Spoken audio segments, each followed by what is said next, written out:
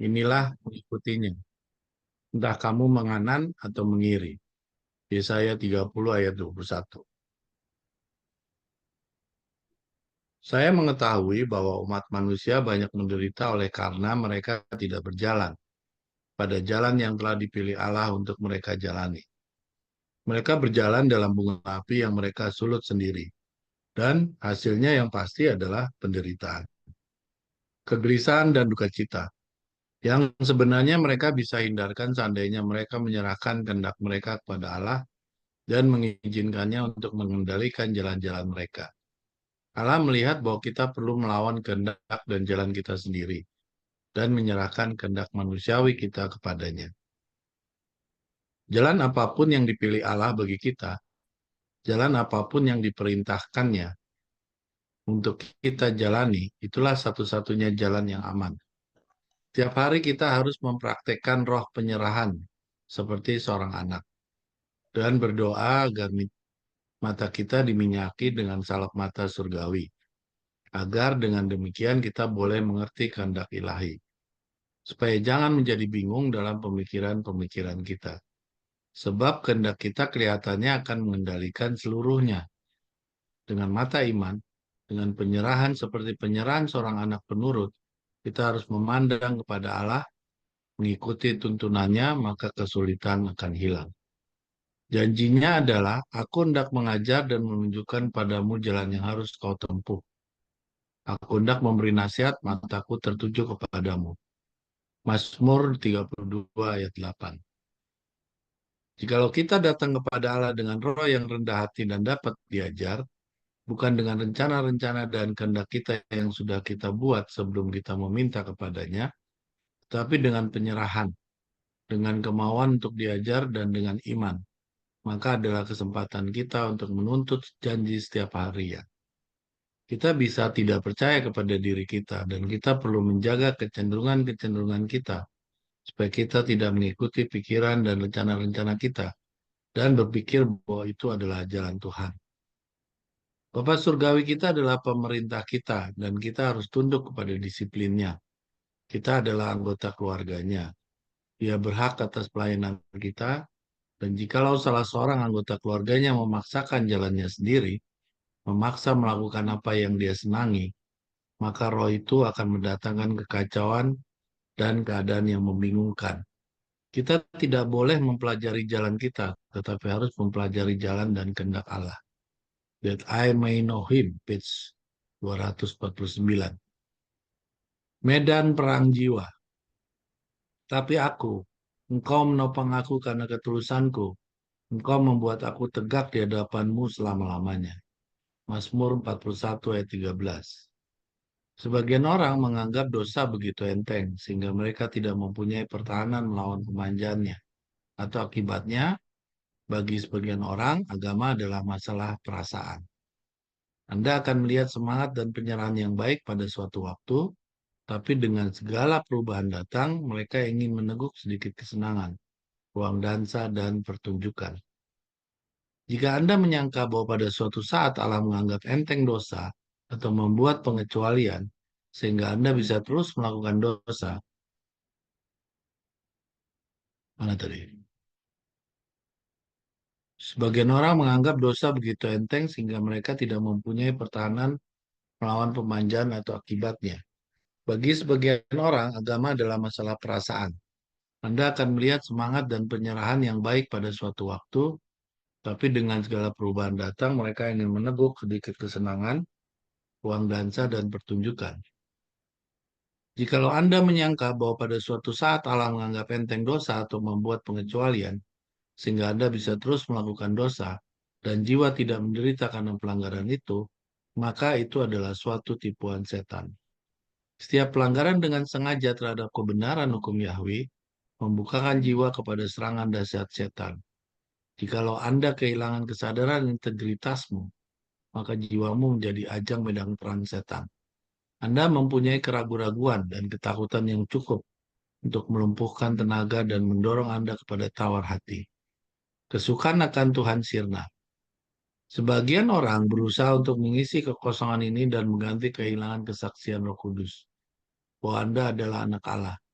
dalam bentuk kegembiraan duniawi dalam masyarakat duniawi. Singkatnya, Anda telah terjerumus lebih dalam ke dalam dosa. Ingatlah bahwa pencobaan bukanlah dosa. Jangan lupa bahwa betapapun pencobaan menyerang di mana seorang berada, sesungguhnya tidak ada yang bisa melemahkan jiwanya selama ia tidak menyerah kepada pencobaan dan tetap mempertahankan integritasnya. Perhatian utama bagimu secara individu biasanya adalah kesetiaanmu sendiri. Tidak ada yang bisa merusaknya tanpa persetujuanmu. Semua bala tentara setan tidak bisa melukai Anda kecuali Anda membukakan jiwamu kepada anak panah setan. Selagi Anda teguh melakukan yang benar, kehancuranmu tidak akan pernah terjadi. Jikalau kita tidak mempunyai pikiran yang sudah kotor, semua kekotoran yang ada di sekeliling kita tidak bisa mencemari kita. Kehidupan yang kekal adalah segalanya bagi kita, atau segalanya tidak ada artinya. Mereka yang berusaha dengan gigih dan dengan semangat yang tidak mengenal lelah, serta kerinduan yang sangat kepada sasaran yang mereka tuju, akan memperoleh kehidupan yang setara dengan kehidupan Allah. That I may know him, halaman 248. Oke, kalau dilihat dari tulisan ini, buku ini paling sering dikutip ya, That I may know him. Ya, That I may know him ini paling sering saya baca tuh di grup Kebuatan Berbicara yang paling sering di-share oleh Saudara Oi.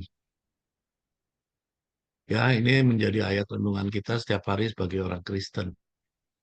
Ya, kalau kita baca di dalam buku tersebut, di situ banyak sekali mengamanatkan tugas seorang Kristen. Ya, setiap kali kami membacanya, ya semakin terlihat kita itu sudah jadi orang Kristen atau belum. Ya, kalau saya pribadi itu, kalau saya baca buku itu, semakin terlihat tuh kok kayaknya kita udah nggak selamat lah. Ya, karena kalau dilihat dari ukuran di dalam buku itu, kok kayaknya saya belum bisa hidup seperti apa yang ada dalam buku itu. Ya, sebagai contoh nih yang hurufnya ditebalkan.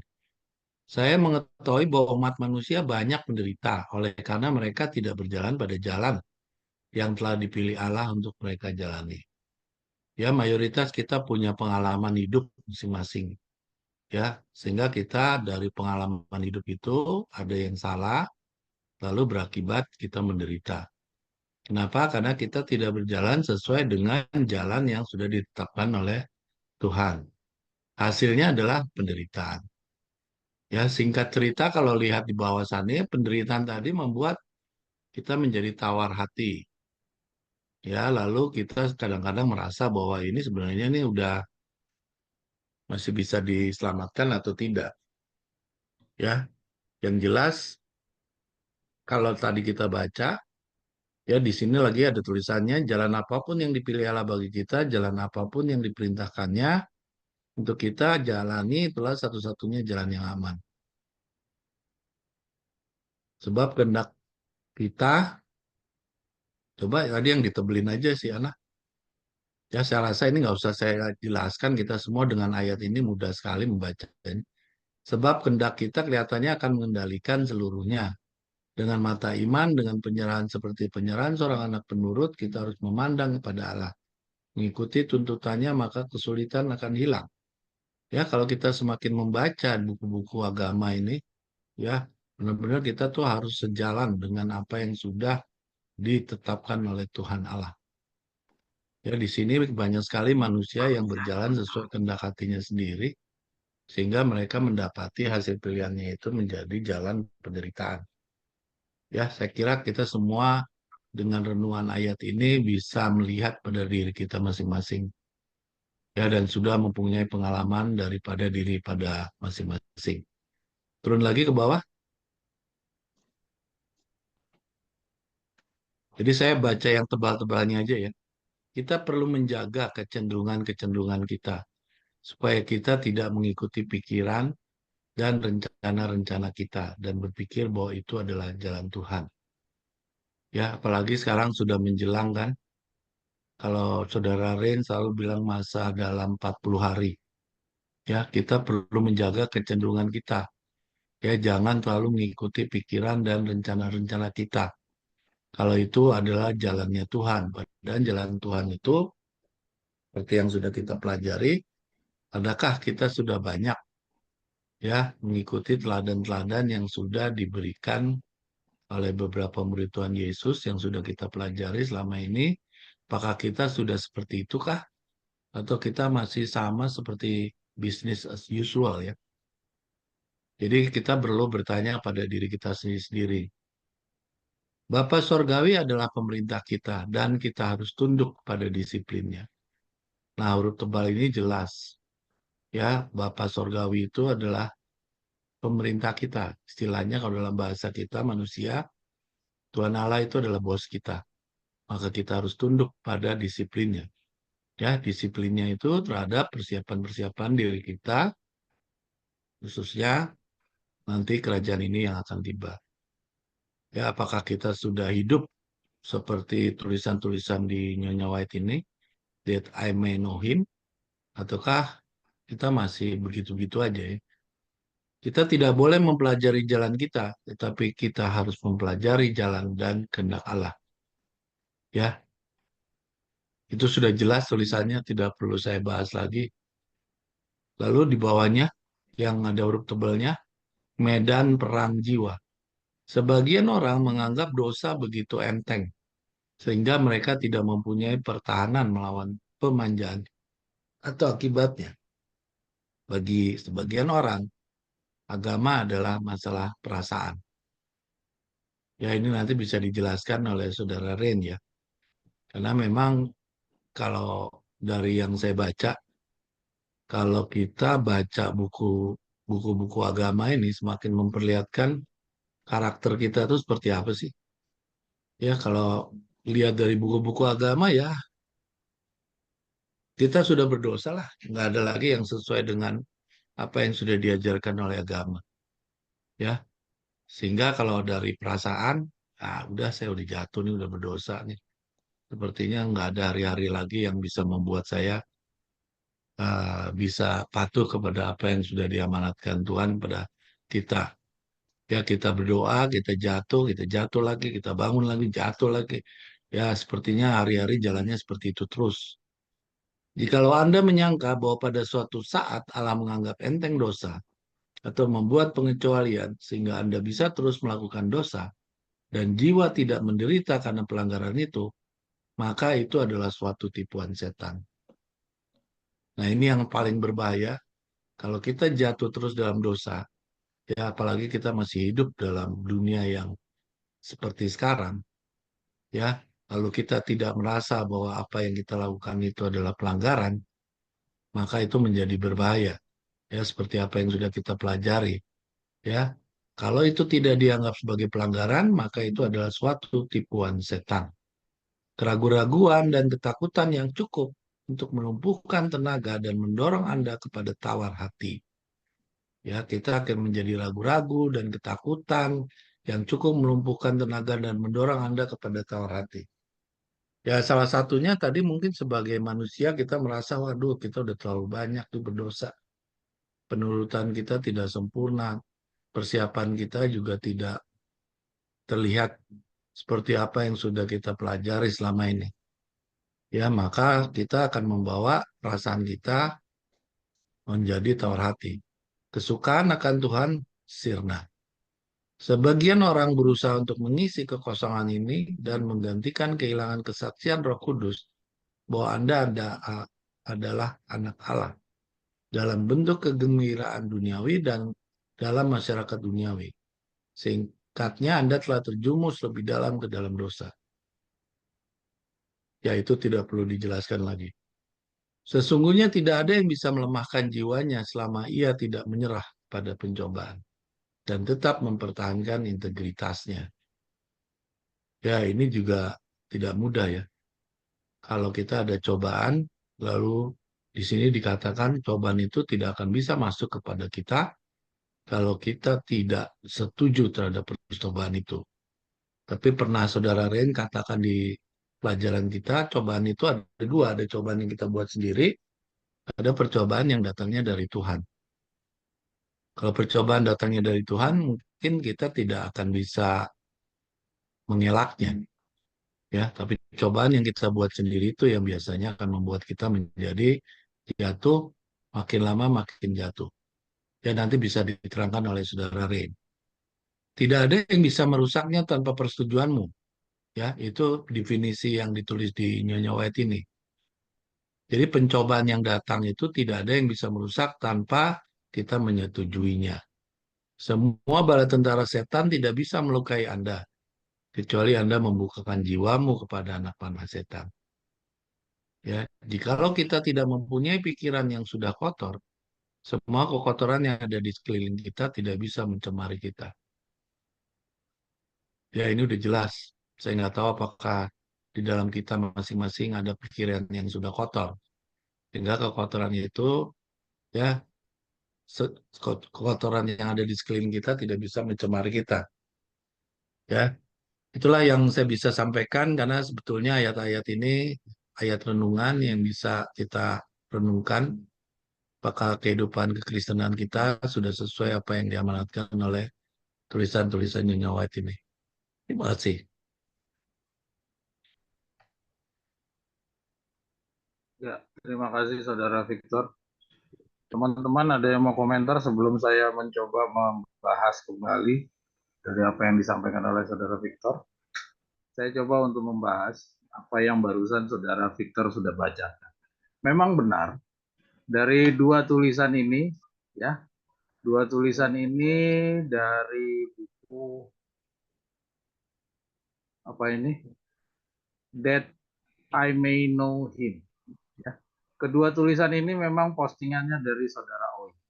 Ya, memang kita sama-sama ikuti sering sekali di dalam grup Nubuatan Berbicara kita, teman-teman, ya, kita banyak sekali dapatkan postingan-postingan tulisan-tulisan. Tujuannya tuh postingan tulisan ini adalah sebenarnya sama kayak renungan renungan pagi dan renungan malam dari Ellen G. White. Kenapa Nyonya White kok di dalam buku-bukunya banyak dalam bentuk renungan pagi? Ya, kenapa? Kenapa? Jawabannya saudara tahu? Jawabannya karena kita, ya, setelah hari Sabat, kita masuk di dalam hari kerja, 6 hari lamanya kita bekerja, itu sepenuhnya kita cenderung beresiko untuk melupakan kehendak Allah. Kita sudah tersita seluruh tenaga perhatian kita kepada pekerjaan-pekerjaan mementingkan diri sendiri. Ya. Jadi kita punya hari kepada Tuhan hanya hari Sabat. Lebih daripada itu, hari di mana kita melaksanakan segala kepentingan kita manusia.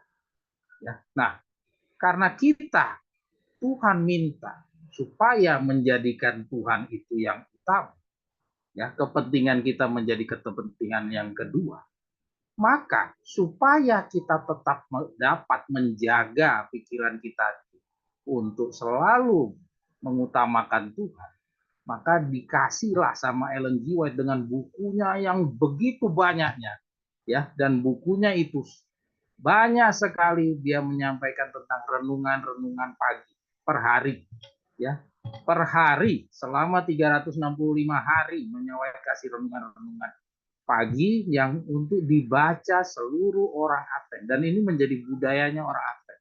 Supaya apa? Supaya pada saat orang ini mau berangkat kerja, dia paginya dia memulai dengan renungan pagi, maka renungan ini diharapkan bisa melindungi, ya, bisa menjadi renungan daripada si orang Advent ini untuk mengawali semua gerak-geriknya di dalam satu hari. Itu harapannya. Ya, jadi kalau saudara-saudara nanya, kenapa kok Victor Hutef nggak ada buku renungan dari pagi apa 365 hari seperti Nyawa? Kenapa? Karena Victor Hutef itu datang melengkapi. Ellen G. White sudah memberikan, dan Ellen G. White memang tugasnya adalah apa? Pembangunan moral. Victor Hutef tugasnya adalah memberikan makanan, mempersiapkan jalan bagi kedatangannya Yesus yang kedua kali, gitu. Kedatangan Yesus yang tiba-tiba ke Ka'bah. Jadi ini kombinasi dari dua orang ini adalah makanan bumi diterangi dengan segala kemuliaannya. Ini adalah kombinasi dari kedua. Ya. Nah, saudara-saudara sekalian, saya kenapa menampilkan dua tulisan ini? Ya. Tulisan yang pertama, saudara kalau amati seperti tadi saudara Victor katakan, ini sudah sering kita baca. Banyak sekali kita baca bunyinya kata-kata yang membangun moral dari Ellen G. White. Tapi saudara amati tidak. Tadi saya coba mengikuti dari apa yang saudara Victor ulas. Ya, kalau kita baca ulasan yang seperti yang kita baca di depan ini, khususnya yang pertama, kita akan melihat ada cara pandang yang berbeda, yaitu cara pandangnya orang yang berada di dalam kelas 40 hari dan cara pandang orang-orang yang ada di kelas selain daripada 40 hari. Ya. Orang selain dari kelas 40 hari itu siapa? Yaitu orang Davidian yang berhenti sampai di 3,5 tahun, ataupun orang Advent, bahkan juga orang Pantekosta akan sama pemahamannya dengan berbeda dengan orang-orang yang di kelas 40. Jadi mereka itu akan sama. Kalau saudara amati nanti kita baca ini, itu ada dua versi cara membaca. Kalau kita melihat, ya, nanti akan sama antara orang yang kelas 3,5 tahun, orang Advent, bahkan sama orang Pantekosta pun nanti buah pikirannya sama membaca pengertian dari kata-kata ini. Tapi kita lihat bahwa di dalam orang yang kelas 40 hari akan berbeda. Mari kita ikuti sekarang. Mari kita baca pelan-pelan. Ya. Kita baca sama seperti yang saudara Victor tadi katakan, kita baca yang hitam-hitamnya saja. Ya, karena membutuhkan waktu. Ya, mari kita ikuti sama-sama. Ini saya ngajak saudara untuk merenungkan sesuai dengan petunjuk Ellen G. White, ya. Kebenaran-kebenaran yang tersembunyi itu tidak akan dapat kita temukan kalau kita tidak merenungkan, ya. Kebenaran-kebenaran itu harus direnungkan untuk kita bisa mendapatkan kebenaran yang tersembunyi, ya. Jadi kalau tidak direnungkan, kita hanya dapat kebenaran yang di permukaan. Mari kita baca yang di permukaan. Saya mengikuti bahwa umat manusia banyak menderita oleh karena mereka tidak berjalan pada jalan yang telah dipilih Allah untuk mereka jalani. Ya, saya ulangi. Saya mengetahui bahwa umat Allah banyak yang menderita oleh karena mereka tidak berjalan pada jalan yang telah dipilih Allah untuk mereka jalani. Benarkah? Saya tanya sama saudara-saudara sekalian. Benarkah? Ya, kalau umat manusia banyak yang menderita karena mereka berjalan bukan pada jalan pilihan Allah. Lalu bagaimana dengan orang yang berjalan di dalam pilihan Allah? Ya, pertanyaan saya yang pertama tadi, benarkah umat manusia itu banyak yang menderita karena berjalan tidak di jalan Allah? Benar? Lalu bagaimana dengan orang yang berjalan di jalannya Allah? Benarkah dia tidak menderita? Ya, benar? Sama di dalam paragraf yang berikutnya kita baca. Jalan apa yang dipilih Allah bagi kita, jalan apapun yang diperintahkannya untuk kita jalani, itulah jalan-jalan yang aman. Ya, benarkah jalan itu aman? Benarkah tidak ada penderitaan di dalam jalan Allah? Ya, mari kita analisa. Apa iya? Bukankah Musa setelah mengikuti jalan Allah? Kan Musa tadinya dia anak raja. Ya, dia anak raja, dia gembira di dalam kerajaannya, dia tidak peduli dengan kesengsaraannya orang Israel, bangsa suku bangsanya. Ya, dia berada di dalam kerajaannya. Dia sangat gembira, dia dipuja-puja, dihargai, dihormati. Tidak ada yang perlu ia takut. Tetapi dia ketika mengikuti jalannya Allah, apa yang dia dapat? Adakah kebahagiaan seperti yang di Mesir, di kerajaan Mesir? Bukankah dia lebih banyak penderitaan ketika dia menjalani jalannya Allah? Ya, kemiskinan, penghormatan hilang, tidak ada penghormatan. Kehinaan malah yang dia dapat. Apakah itu bukan sebuah penderitaan bagi seorang anak raja? Calon Firaun, calon tunggal Firaun. Bukankah itu penderitaan? Dia harus tinggal di dalam di rumahnya Potifar. Bukan Potifar ya, siapa namanya? Siapa lagi nama orang mertuanya itu siapa namanya? Terus juga dia harus menggembala domba, sebuah pekerjaan yang hina, ya. Terus kita lihat lagi, Ibrahim juga harus keluar dari Ur Kasdim, ya. Ibrahim udah gembira di Ur Kasdim, ya, sudah penuh dengan kehidupan yang mewah, dia harus keluar dari Ur Kasdim. Lot juga demikian, ya. Ayub juga demikian, dia harus kehilangan istrinya dan anak-anaknya dan kekayaannya ketika mengikuti jalannya Yesus, jalannya Tuhan. Yusuf juga harus demikian. Yusuf anak kesayangan, dia harus mengikuti penderitaan di dalam penjara, ya. Terus dia juga harus dijual sama saudaranya, dia dilempar ke dalam sumur. Apakah itu jalan yang menggembirakan? Daniel juga demikian, ya. Kalau Daniel itu misalnya mau bersama-sama dengan dua orang penghasut, ya, dua atau tiga orang, dua orang yang menghasut-hasut raja siapa? Herodes, bukan Herodes, raja siapa namanya? Nebukadnezar, ya, sama Kores, ya. Kira-kira Daniel lebih happy berada di dalam kerajaan atau mengikuti jalannya Tuhan, ya. Nah, ini pertanyaan-pertanyaan yang harus kita semua jawab. Jadi mari kita coba baca kembali. Saya mengetahui bahwa umat manusia banyak menderita oleh karena mereka tidak berjalan pada jalan yang telah dipilih Allah untuk mereka. Mari kita renungkan. Kalau saudara bicara sama orang Pantai Kosta, pasti mereka bilang benar. Ketika saya sudah menerima Yesus, setelah saya menerima jalannya Yesus, perusahaan saya berkembang. Saya sudah membuka cabang di sana, di sini, di sini, di sini. Itu kalau saudara bicara sama orang Pantai Kosta. Karena mereka mengira kehidupannya dia itu adalah jalannya Tuhan. Padahal jalannya yang dia rasakan, itu bukan jalan yang dirasakan oleh Musa. Jalan yang dia rasakan tadi orang Pantai Kosta itu bukan jalan yang dirasakan oleh Ibrahim, ya, tidak dirasakan oleh Ayub, tidak dirasakan oleh Yusuf, Daniel, dan teman-teman yang lain. Jadi pertanyaannya, yang bahagia ini di dalam jalannya Tuhan hanya orang-orang pelanggar hukum. Sedangkan orang-orang yang berada di dalam hukum Allah justru penderitaan semua.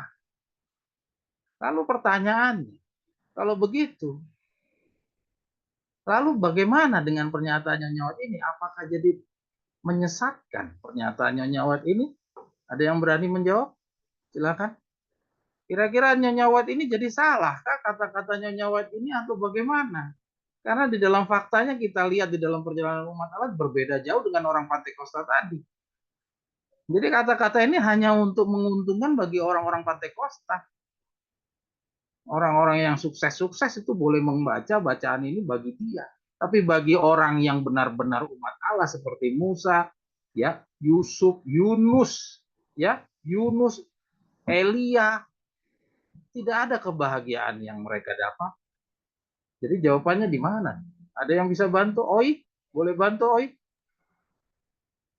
Orang melihatnya dari proses, tapi kita melihatnya dari hasil akhir. Jadi yang harus dilihat hasil akhirnya, bukan proses. Ya, terima kasih Oi.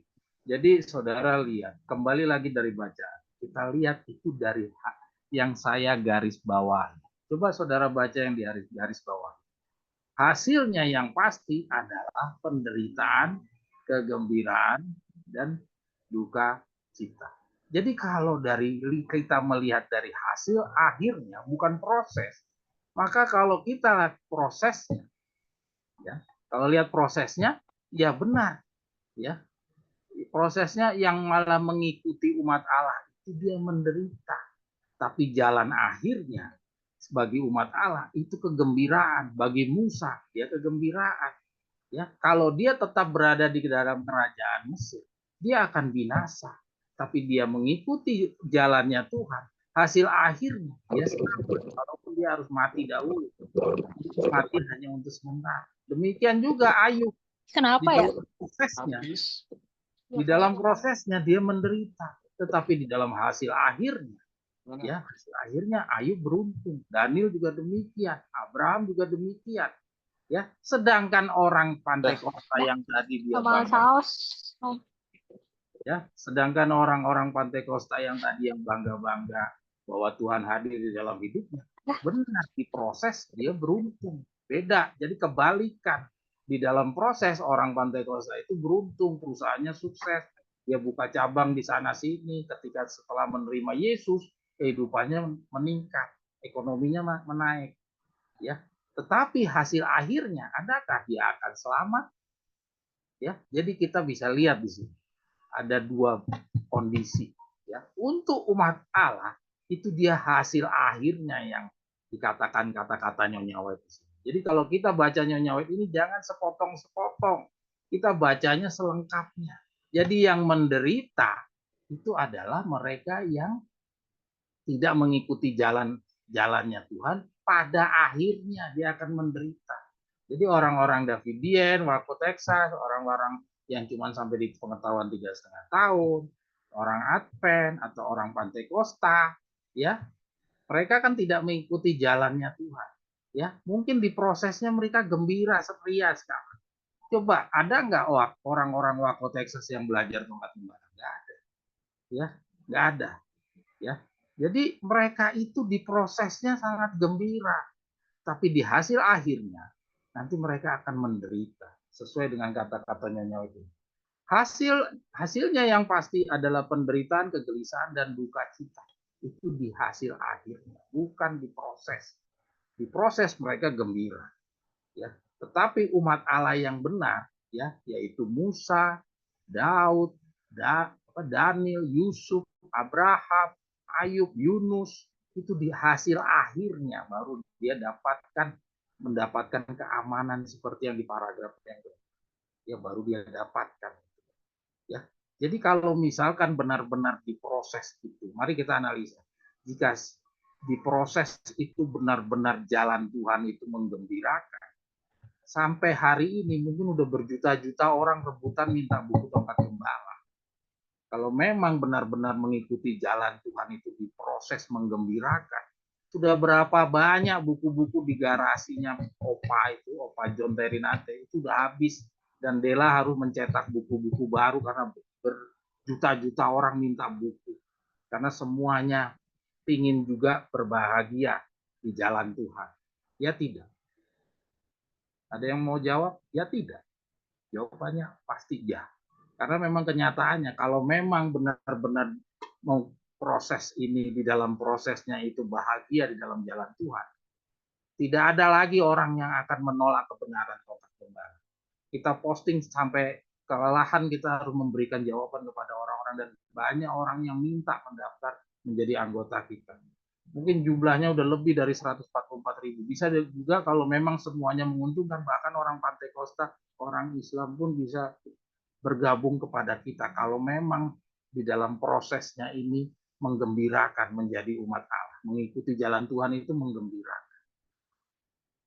Tapi ini jawabannya adalah terbalik.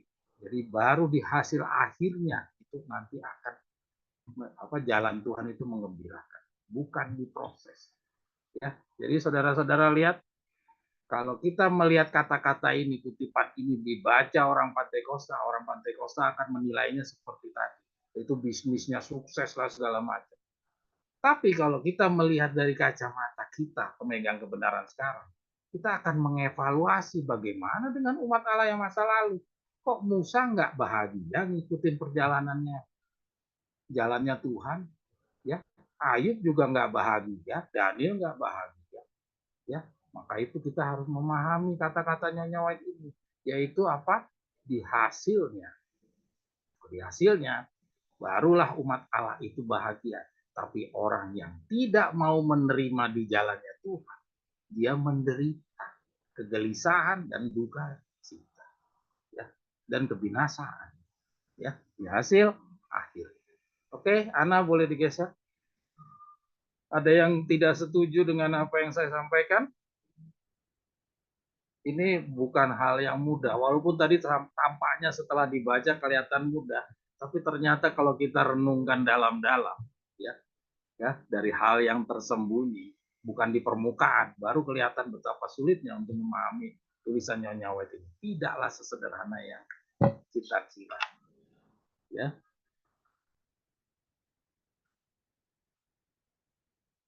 Nah, ini dia. Kita yang berikutnya lihat, jalan apapun yang dipilih Allah bagi kita, jalan apapun yang diperintahkan untuk kita jalani, itulah satu-satunya jalan yang aman. Ya. Kita terus. Ini masih nyambung dengan yang di atas, kita baca yang di bawah. Sebab kehendak kita kelihatannya akan mengendalikan seluruh. Ya. Nah, ini mungkin udah biasa ya. Saya tidak akan membahas di sini karena memang kehendak kita tuh cenderung mengendalikan kita. Maka itu Nyonya White di dalam tulisan yang lain mengingatkan kita harus mengendalikan diri kita. Musuh terbesar adalah diri kita sendiri. Dan diri kita sendiri itu apa? Keinginan kita, ya. Nafsu kita dan cinta kita. Ya. Dari dua hal ini itu mengendalikan diri kita. Cinta, suka, menyenangi, menyayangi, ini mengatur diri kita. Kalau kita menyenangi sesuatu, itu dia mengatur diri kita benar-benar. Ya. Kalau kita membenci sesuatu, itu tidak akan hal yang kita benci itu bisa mengendalikan kita, tidak. Tapi yang kita senangi itu mengontrol kita. Ya. Kalau kita baca di dalam tulisan yang lain, dikatakan cinta dan nafsu atau keinginan itu mengendalikan kita. Maka itu Nyonya White ingatkan, kita harus mengendalikan cinta dan mengendalikan nafsu. Ya, keinginan itu kita harus kendalikan karena dua hal ini paling berbahaya. Keinginan itu bisa membuat orang merebut istrinya orang, Betseba, ya kan?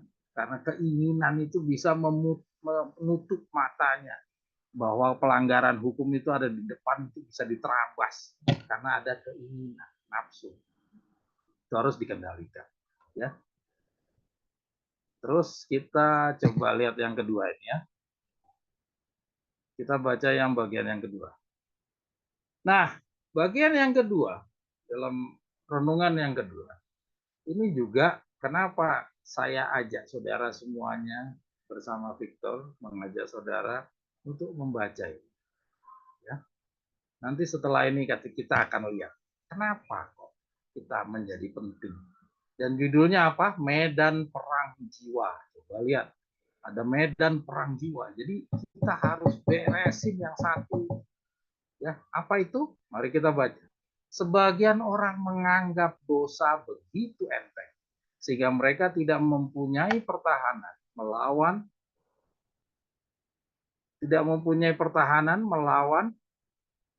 pemanjaan. Ya, saudara lihat huruf-huruf yang saya besarkan dan ada yang sebagian saya besarkan sedikit, ada yang saya besarkan besar. Mengapa? Saudara, ada yang bisa memahami? Mari kita sama-sama analisa. Sebagian orang menganggap dosa begitu enteng. Jadi artinya hanya sebagian. Ada sebagian lagi yang tidak menganggap dosa itu enteng. Ya. Siapa orang yang sebagian yang menganggap enteng ini dan siapa yang sebagian lagi yang dikatakan tidak memandang dosa itu enteng, menganggap dosa itu berat. Ya, dari kalimat yang singkat ini kita harus membagi ada dua karena dikatakan sebagian orang, artinya ada sebagian. Nah, yang sebagian yang pertama itu menganggap dosa begitu enteng. Siapa mereka? Siapa? Ada yang mau jawab? Boleh bantu saya untuk menjawabnya dulu. Nanti kita sama bahas sama-sama. Boleh dijawab dulu? Siapa? Tante Siana mungkin mau menjawab? Atau Maria Horara? Ini kita proses belajar. Ada yang mau jawab? Oke, mungkin banyak orang akan menjawab, sebagian orang menganggap dosa begitu enteng. Siapakah sebagian orang ini? Banyak orang akan mengatakan, oh itu orang Advent. Oh itu orang-orang di luar sana yang menolak tongkat gembala. Benarkah orang-orang yang menolak tongkat gembala? Kalau boleh kita mau analisa, bukankah kita juga sasaran dari kata-kata Nyonya White ini? Jadi janganlah kita terlalu mudah untuk melihat kepada orang lain. 2 minggu yang lalu kita sudah belajar dari pengalamannya Petrus. Ya, Petrus dipersalahkan Yesus karena Petrus melihat orang lain. Ya, kita ditugaskan untuk melihat diri kita sendiri. Jangan kita lihat orang lain.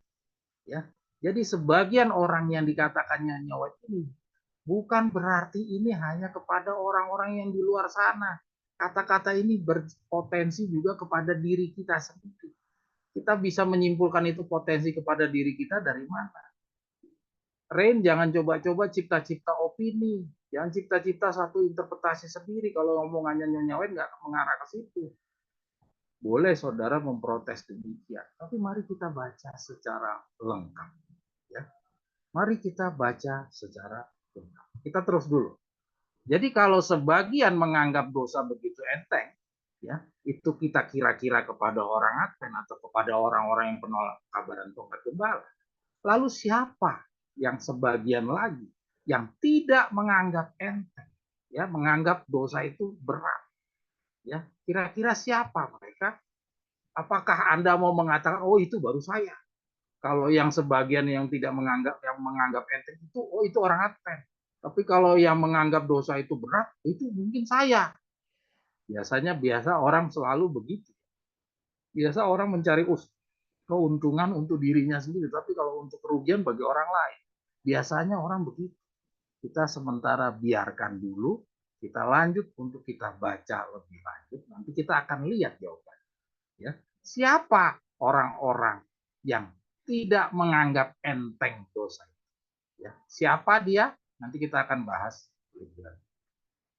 Sehingga mereka tidak mempunyai pertahanan melawan pemanjaannya. Ya, kita bahas dulu satu persatu. Sehingga mereka tidak mempunyai pertahanan melawan pemanjaannya. Coba. Jadi orang-orang yang menganggap enteng ini, dia tidak mempunyai pertahanan. Ya, melawan apa? Bukan melawan aniaya, kesusahan, serangan, penghinaan, ya, pengucilan atau peremehan, tidak, bukan, tapi melawan pemanjaan. Ya, jadi di dalam pemanjaan itu ada apa, saudara? Ya, pemanjaannya. Jadi pemanjaannya ini artinya bukan pemanjaan dari diri kita, tapi pemanjaan dari dosa. Karena di atas itu dosa begitu enteng pemanjaannya. Jadi pemanjaan dari dosa. Ya. Nah, kalau kita bicara pemanjaan, itu bicara berkaitan dengan apa? Kenyamanan. Ya, jadi kalau pemanjaan dosa, otomatis kenyamanan dosa. Ya. Nah, jadi dikatakan di sini kalau kita suka menganggap remeh, ya orang-orang yang jenis begini itu tidak mempunyai pertahanan terhadap pemanjaan dosa, ya tidak mempunyai pertahanan terhadap hal-hal kenyamanan yang disediakan oleh dosa, ya atau tidak. Kira-kira siapa orang-orang yang seperti ini? Masihkah kita mau mengatakan itu orang Advent, sedangkan kita tidak? Jujur, saya juga masih orang-orang yang rentan untuk hanyut di dalam hal-hal yang nyaman dari pelanggaran hukum. Ya, jujur saya sendiri adalah orang-orang yang masih belum mampu bertahan apabila ada kenyamanan-kenyamanan dari pelanggaran hukum. Ya, jadi banyak orang mempertahankan dosa karena apa? Karena dia tidak rela kenyamanan yang disediakan oleh pelanggaran hukum itu dilepaskan dari diri. Jadi banyak orang yang mempertahankan. Misalkan kita dilarang makan A, makan B. Tapi kan kalau cuma begini aja kan boleh. Itu terlalu ekstrim. Nyawa belum terlalu keras menegaskan. Nah, itu kenapa? Karena kita mempertahankan kenyamanan yang dari dosa. Ya, ini dia.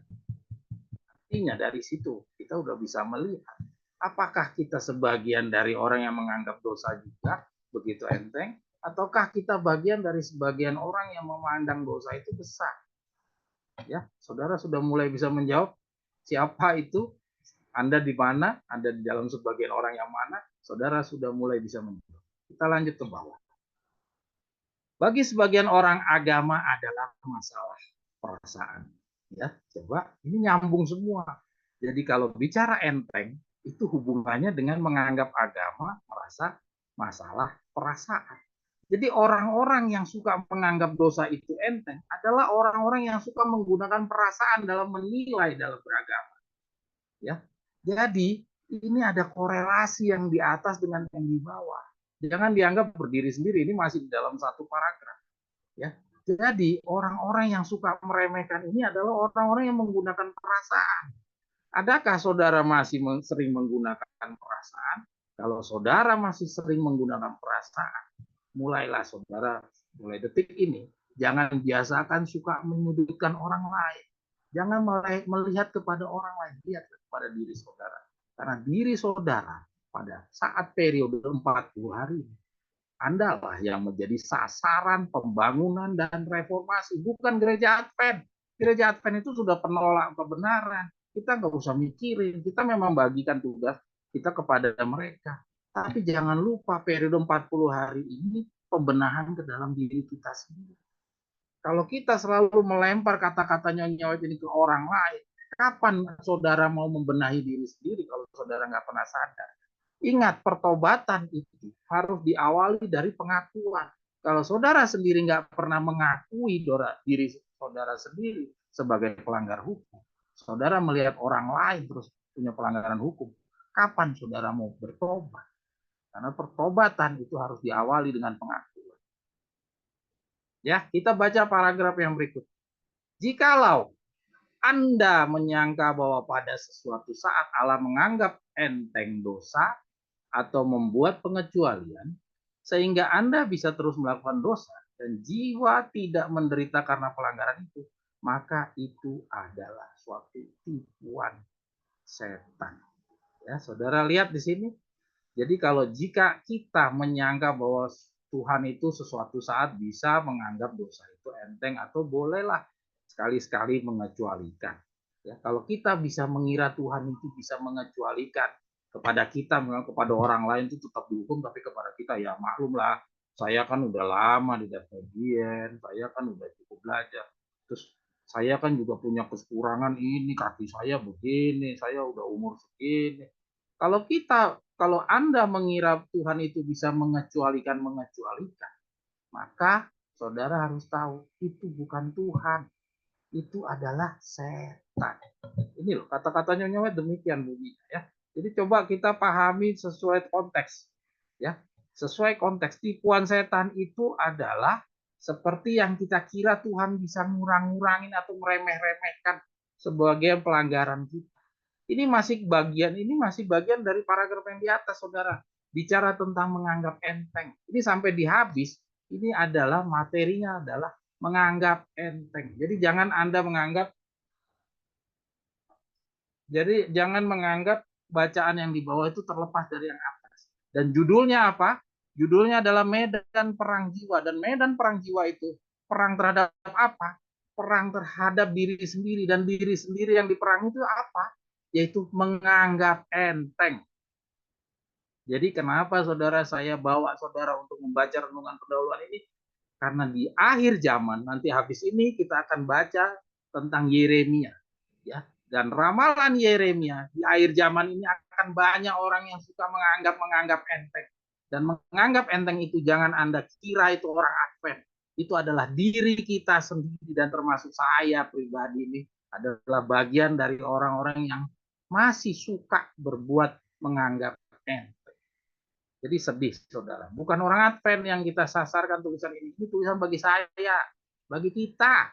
Karena kita ini adalah siswa-siswa 40 hari yang harus dibenahi. Bukan gereja Advent. Gereja Advent tuh biarin aja lah.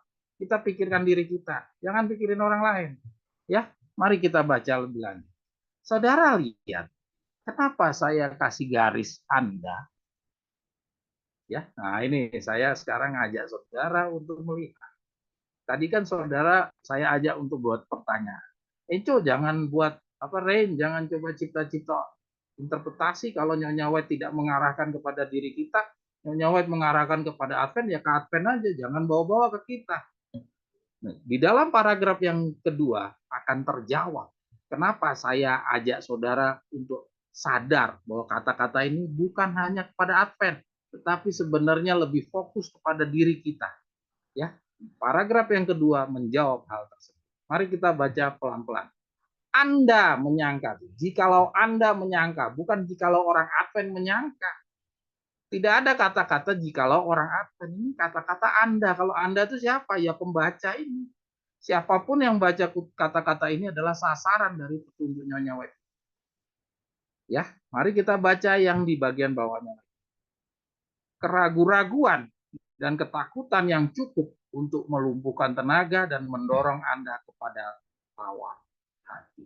Ya, jadi saudara lihat, jadi tawar hati, ya, terus lumpuhnya tenaga Anda itu karena apa? Karena keraguan dan ketakutan. Ya.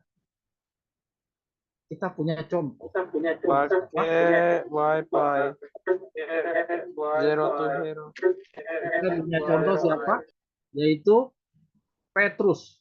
Ya, waktu Petrus dia yakin, ya, dia jalan di atas air. Tidak ada satu manusia pun sampai hari ini dia jalan di atas air. Tapi Tuhan kasih ke contoh bagaimana hal yang mustahil itu tidak bagaimana tidak ada hal yang mustahil bagi Allah. Kalau kamu percaya 100% kepada Allah.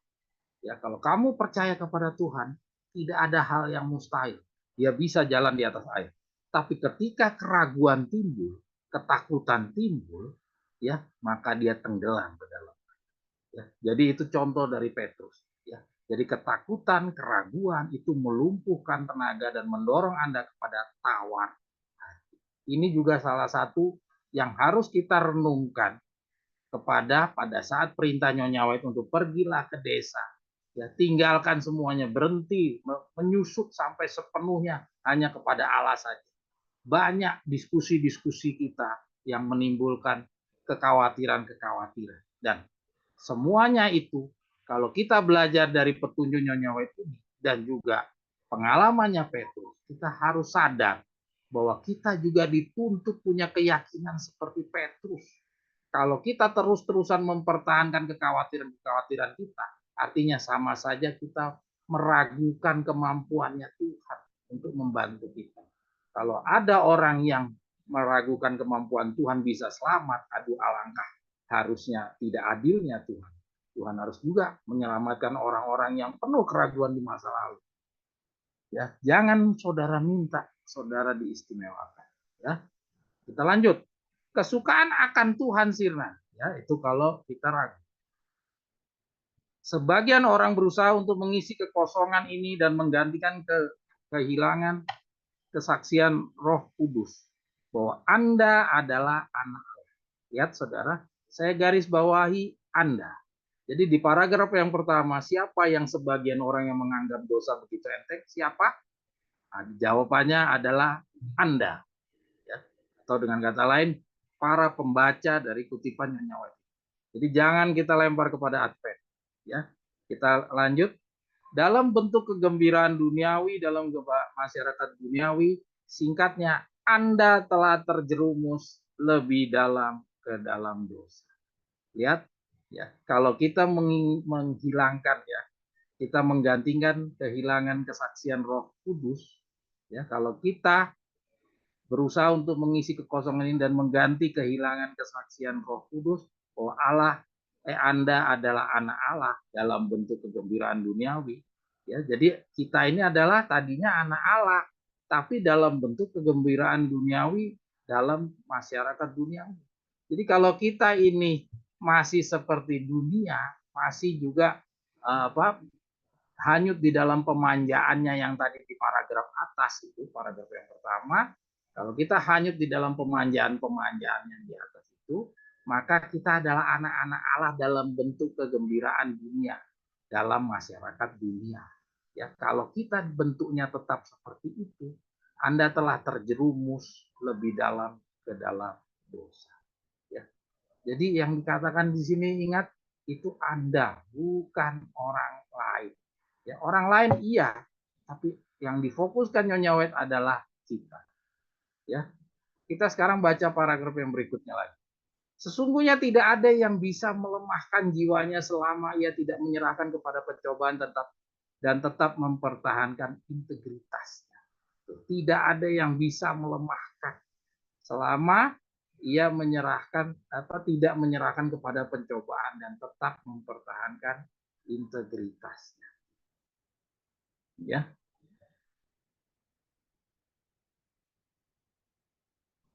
Jadi artinya apa?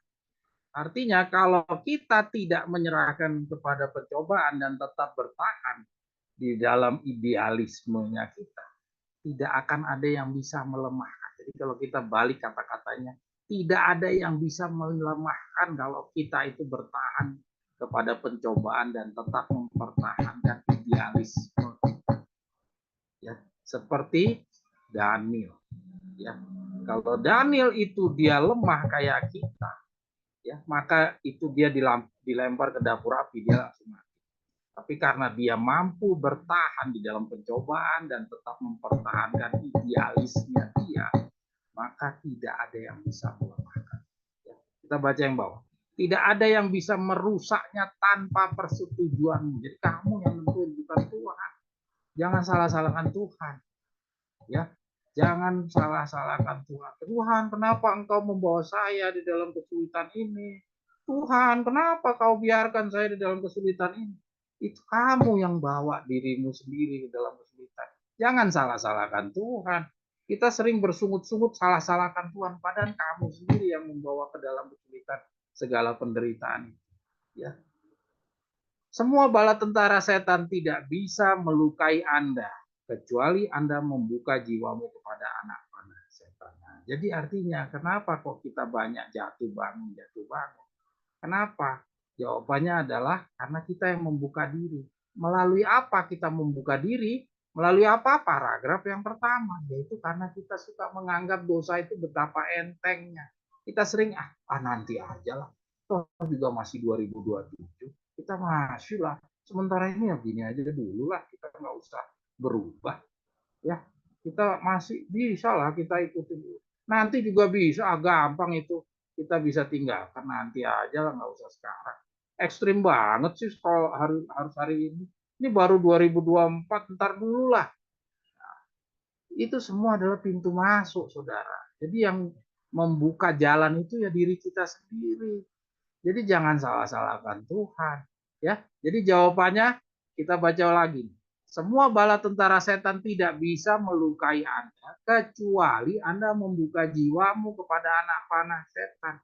Kapan kita membuka jiwa? Saya nggak pernah buka. Ya, jawabannya adalah di paragraf yang pertama, karena kamu suka memaklumi semua pelanggaran-pelanggaran. Ya, sehingga kamu tuh tidak mempunyai pertahanan melawan pemanjaan dosa yang ditawarkan, pesona-pesona yang dihadirkan kepada kita itu, kamu nggak punya kemampuan untuk bertahan. Mulutmu bilang, saya nggak mau lagi makan ini.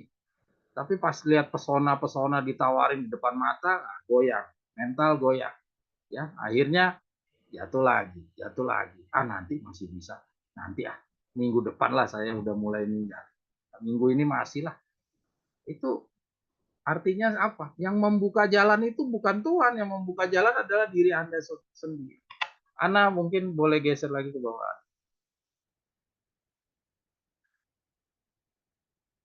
Ya. Jika kita tidak mempunyai pikiran yang sudah kotor, semua kekotoran yang ada di sekeliling kita tidak bisa mencemari kita. Ya. Jikalau kita tidak mempunyai pikiran yang sudah kotor, semua kekotoran yang ada di sekeliling kita tidak bisa mencemari kita. Kenapa kok masih bisa mencemari kita? Kenapa kok bisa kita goyah dengan tawaran makanan? Seperti tadi, itu hal yang simpel adalah makan. Kenapa kita tergoda? Ya, kenapa? Karena pikiran kita tuh sudah kotor. Ya, kenapa pikiran kita bisa kotor? Kenapa kok kita punya pikiran itu bisa kotor? Pertanyaan. Kenapa? Karena kita tinggal di kota besar. Maka itu dalam periode lambang 40 hari ini kita harus cuci bersih pikiran kita. Dan tempat kita untuk bisa mencuci bersih pikiran kita adalah tempat yang terpencil. Jauh daripada pengaruh-pengaruh pikiran itu. Makanan-makanan pikiran itu dijauhkan dari kita. Di mana kita kemarin jatuh itu karena makanan pikiran kita berasal dari pergaulan kita. Kalau kita memisahkan diri ke tempat yang terpencil, kita terpisah dari pergaulan, maka makanan-makanan pikiran kotor itu tidak akan lagi bisa mempengaruhi kita. Tinggal kita membersihkan saja pikiran kita. Kita dapat secara leluasa tidak terkontaminasi dan tidak terganggu. Ya, seperti kita lihat dari contoh orang-orang seperti orang-orang yang orang-orang pemakai narkoba.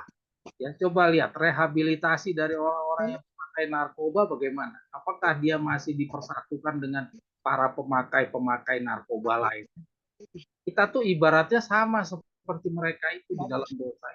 Jadi caranya Tuhan memberikan petunjuk kita selalu berpisah ya sama orang-orang yang dikarantina dalam hal penanganan terhadap orang-orang pengidap narkoba, ya, pengguna narkoba. Dia harus terpisah. Ya. Kira-kira demikian. Ya, jadi kita coba lagi ke atas sana sedikit. Jadi saudara lihat apa yang menjadi masalah dalam hal pikiran kita rusak. Apa saudara? Apa yang membuat kita lemah? Apa itu? Pikiran kita rusak. Ya. Apa yang membuat kita terus berada dalam penyimpanan dosa? Karena apa? Karena kita meremehkan. Oke, Dela, Ana ya? Ana boleh lanjut kepada kutipan yang berikutnya. Ya, jadi karena kita meremehkan. Ya, kenapa ini harus kita waspadai tentang meremehkan ini? Ya, kenapa kita harus waspadai meremehkan ini? Mari kita baca di dalam kutipan yang berikut.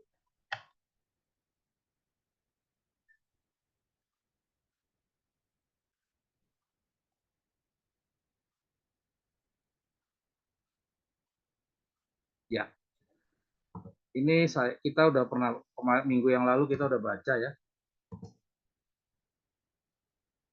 Minggu yang lalu kita udah baca.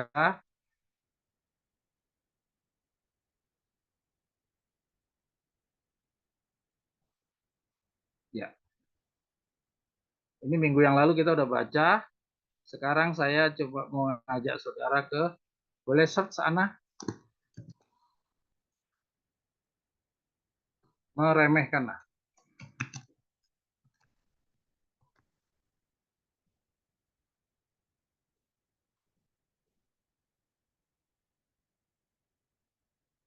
Ya. Kita di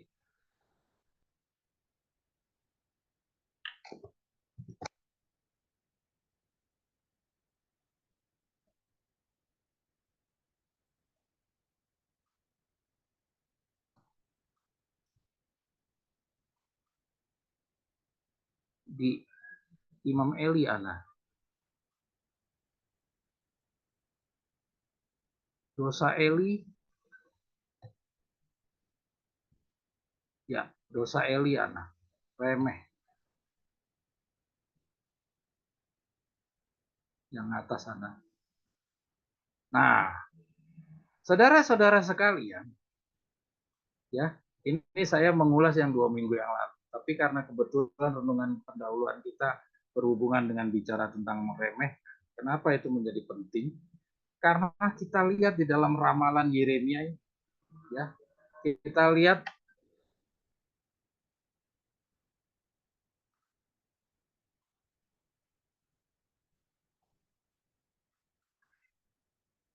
ya.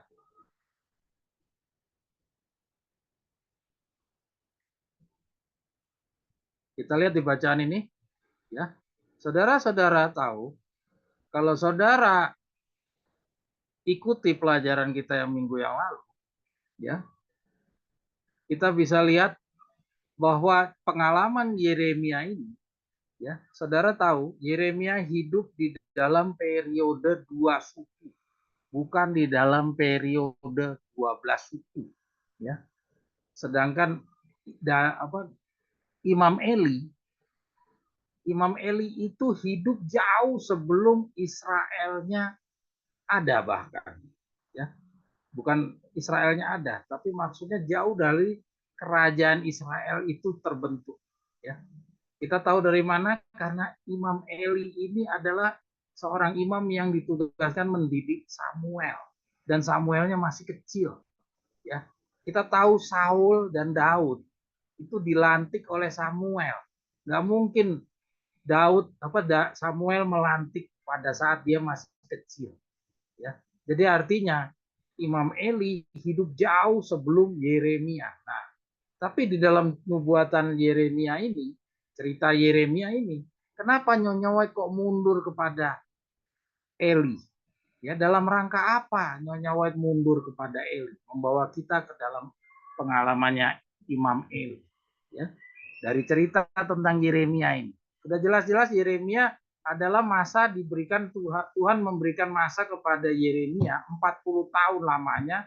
Ya, ini sama juga dengan tentang persiapan yang Tuhan siapkan untuk orang-orang yang ada di zaman kehancuran ketawanan 2 suku bangsa Yehuda ke Babylon. Ini adalah masa 40 tahun yang Tuhan sediakan, masa persiapan kepada orang-orang di Yehuda supaya dia bisa diberikan kesempatan untuk bertobat. Ya, nah di dalam masa ini ya ada pengalaman Eli, Imam Eli juga dijadikan satu pelajaran kepada kita. Ya, mari kita baca sama-sama. Dosa Eli itu terdiri atas menganggap remeh kejahatan anak-anaknya terhadap pekerjaan kudus dan atas kejahatan yang melanda seluruh negeri. Ya. Jadi dosa Eli terdiri atas menganggap remeh kejahatan anak-anaknya. Ya. Jadi kita lihat di dalam cerita Yeremia, di mana Yeremia ini ditugaskan untuk meramalkan, ya, menasihati orang-orang Yehuda menghadapi kehancuran kota Yerusalem. Dan juga sekaligus Yeremia ini ditugaskan untuk meramalkan tentang kehancuran Yerusalem, contoh saingan. Nanti saudara bisa lihat di bacaan. Di dalam tulisan ini juga saudara bisa temukan. Karena di dalam tulisan Nyonya White ini dikatakan ini semua adalah contoh-contoh bagi Israel modern. Ya, boleh anak search Israel modern.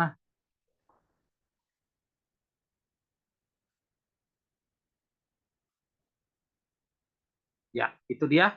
Kita lihat kebinasaan Yeremia, kebinasaan Yerusalem pada zaman Yeremia adalah suatu amaran hikmat kepada Israel modern. Ya. Nah, jadi artinya bahwa nasihat-nasihat dan anjuran-anjuran yang diberikan kepada mereka melalui alat-alat yang terpilih tidak boleh diremehkan dengan tidak mendapatkan hukuman. Jadi jangan meremehkan. Jadi kata-kata meremehkan itu adalah domainnya orang di akhir zaman dan juga orang-orang di zamannya si Imam Eli.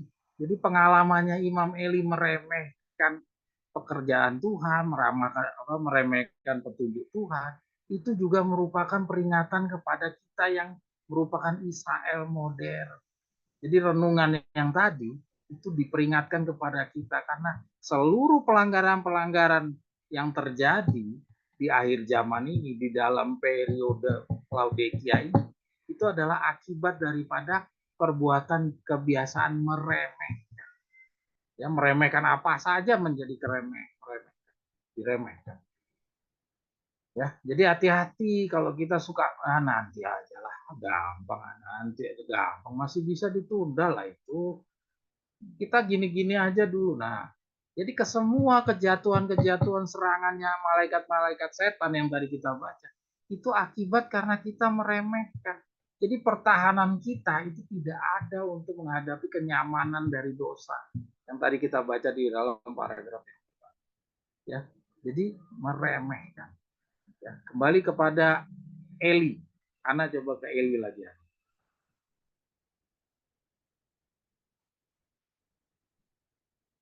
Ya. Nah, kita lihat di sini dari contoh yang diberikan dari Imam Eli, kita lihat adakah orang yang meremehkan di zamannya Eli bisa selamat? Ya, anak-anaknya Imam Eli pun tidak selamat. Ya, Hofni dan Pinahas tidak selamat karena dia hasil daripada pendidikan yang meremehkan kebenaran Tuhan. Ya, Tuhan tidak Eli tidak pernah menegur tuh kelalaiannya untuk membetulkan kejahatan-kejahatan. Jadi Eli ini meremehkan, caranya meremehkan dengan apa? Dia mengabaikan pelanggaran-pelanggaran anaknya. Dia tidak memperingatkan. Ya. Demikian juga kita, kalau kita tidak memperingatkan pelanggar-pelanggar hukum yang ada di dalam lingkungan kita, kita juga adalah orang-orang yang meremehkan. Walaupun mulut kita bilang, oh saya enggak, saya menjunjung tinggi Tuhan punya perintah, saya enggak pernah meremehkan Tuhan. Tuhan tidak melihat daripada pengakuan, Tuhan melihat dari buah-buah perbuatan. Ya, jadi jangan Anda mengira mulut Anda itu bisa melindungi saudara, nggak bisa. Ya, kita terus. Tidak ditegur atau diperbaiki, itu yang di bagian bawah.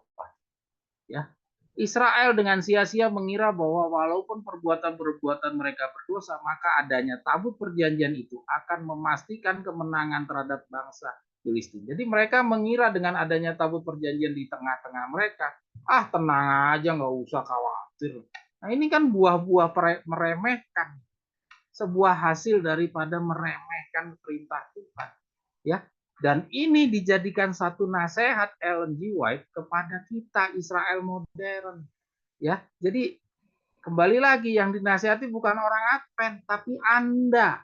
Yang tadi kita baca tuh yang dinasihatin adalah Anda. Atau dengan kata lain, ya saya. Kita para pembaca dari nasihat Ellen G. White. Jadi hati-hati. Ya, terus yang berikutnya kita lihat. Eli sendiri kehilangan nyawanya. Saudara lihat bahayanya meremehkan. Jadi jangan Anda menganggap sederhana masalah meremehkan. Ini adalah penyakitnya orang-orang di akhir zaman. Dan inilah juga yang menjadi kebinasaan bagi orang-orang di akhir zaman. Jadi meremehkan itu bukan hal yang sederhana. Saudara. Hati-hati. Ya. Saudara, Ana boleh lanjut lagi ke Israel modern tadi, Ana?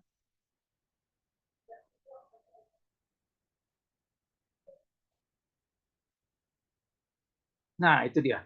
Kita baca lagi soal Israel modern ya. Allah yang membenci dosa memanggil mereka yang mengaku memelihara hukumnya supaya berpisah dari segala kejahatan. Nah, jadi inilah yang Tuhan perintahkan di dalam periode 40 hari kita. Kita disuruh berpisah dari segala kejahatan. Salah satu kejahatan yang disuruh dipisahkan itu apa? Yaitu kebiasaan meremehkan itu. Ya, kebiasaan meremehkan itu pintu masuk. Tadi kan kita ngeluh, setan kapan saya membuka kesempatan malaikat-malaikat yang setan masuk ke dalam diri kita? Yaitu sarananya melalui usaha kamu yang suka meremeh-remehkan, menunda-nunda. Itu adalah pintu masuk. Ya, kita baca lagi. Allah yang membenci dosa memanggil mereka yang mengaku memelihara hukumnya supaya berpisah dari segala kejahatan. Suatu kelalaian untuk bertobat dan menunjukkan pertobatan yang rela akan mendatangkan akibat-akibat yang serius kepada pria dan wanita sebagaimana yang menimpa orang Israel. Ya. Kebinasaan Yerusalem pada zaman Yeremia adalah suatu amaran hikmat kepada Israel modern. Jadi kalau saudara ada yang bilang, Enco ini asal-asalan, Enco interpretasi sendiri. Orang ini untuk orang Advent kok. Nah, apakah orang Advent itu Israel modern? Iya. Tapi sebenarnya Israel yang disasar itu siapa? Yaitu calon-calon 144.000. Bukan yang disasar adalah orang-orang yang 5 anak darah bodoh. Yang disasar ini adalah calon-calon 5 anak darah pintar. Karena tujuan dari amaran-amaran ini adalah untuk mendapatkan umat yang benar-benar bersih. Ya, kira-kira demikian. Ana boleh lanjut lagi yang berikutnya.